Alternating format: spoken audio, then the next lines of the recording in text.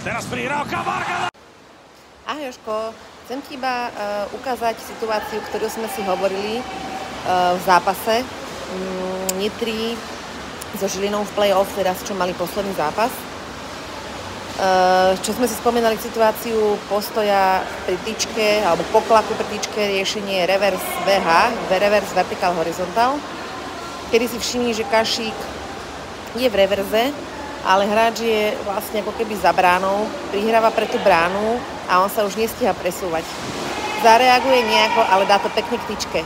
Keby bol v stoji, pekne si vybehne proti hráčovi v reverze, v typušom, alebo aspoň z toho reverzu, keby išiel smerom ako keby dopredu k tomu hráčovi, a on išiel do strany, čiže mal tam strašne veľa voľného, čiže radšej toto rieš, takúto istú situáciu v stoji. Ďakujem.